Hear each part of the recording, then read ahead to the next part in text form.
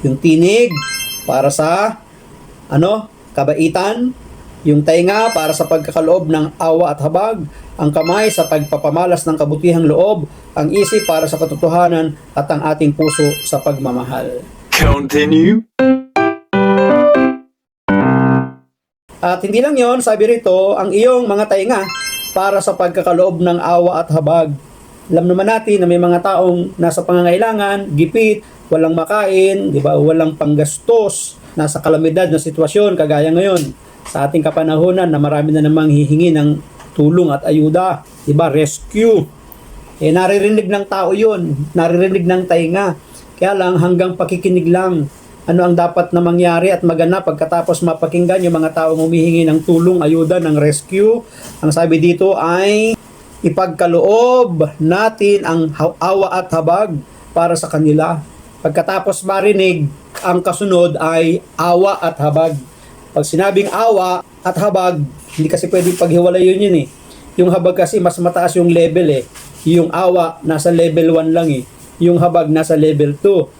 Pwedeng naaawa ka pero hindi ka tumutulong. Narinig mo lang, naawa ka, hanggang dun lang. Yung habag kasi, mayroon pong kasamang pagkilos at paggawa.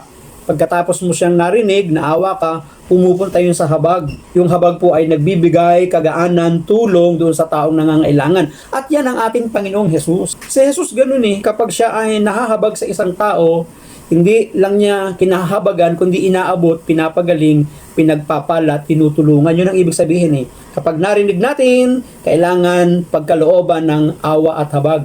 Ibig sabihin, aabutan ng tulong. Yan, pagagaanin yung lahat ng kanilang pasan. Hindi lang yung tinig, kundi yung tainga. Meron pa po eh. Sabi dito, gamitin mo ang iyong tinig para sa kabaitan, ang iyong mga tainga para sa pagkakaloob ng awa at habag, ang iyong mga kamay sa pagpapamalas ng kabutihang loob. O, ito na yon. Yung ating kamay, umaabot o nag-aabot ng tulong. Sa mga taong nangangailangan ng tulong, inaabot. Sa mga taong nangangailangan ng tulong, nag-aabot. Yan. Naabot yung kamay na nangangailangan ng rescue, tapos yung kamay nagbibigay ng tulong sa nangangailangan ng tulong. So, kanina sa ating pong pagbasa, bibig, yung tinig, ngayon tainga, ngayon naman kamay. Ano ang gagamitin? Ano ang gagawin sa kamay? Ang iyong mga kamay sa pagpapamalas ng kabutihang loob. Ano yung una? Tinig. Ayan. Pangalawa, tainga. Pangatlo, kamay. Meron pa kasunod sa ating pagbasa. Ang iyong isip para sa katotohanan. Yung isip daw para sa katotohanan. Bakit? Kasi sa isip natin maraming nagtatalo dito. Kabutihan, katotohanan, kasamaan, panlilinlang, di ba? Paninirang puri, dami nandito sa isipan natin. Ang sabi sa ating binabasa, dapat daw ang ating isip ay para sa katotohanan lang. Hindi sa pang-iisa, hindi sa pangluloko, hindi sa pandarambong, hindi sa pandaraya. Di ba? Para sa katotohanan lang. Alam naman natin na maraming sumasaksi na hindi sa katotohanan, kundi sa kasinungalingan, di ba?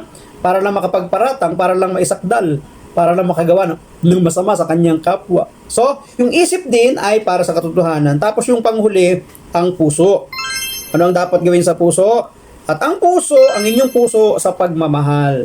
So, ang puso naman ay para sa pagmamahal. Di ba? Hindi sa pakikipag-away, hindi sa pagtatanim ng galit, sama ng loob, hinanakit, kundi ang puso ay sa pagmamahal. So, ito yung mga tanda na dapat nating makita, na dapat nating gawin. Yung tinig para sa kabaitan, yung tainga para sa pagkakaloob ng awa at habag, ang kamay sa pagpapamalas ng kabutihang loob, ang isip para sa katotohanan, at ang ating puso sa pagmamahal.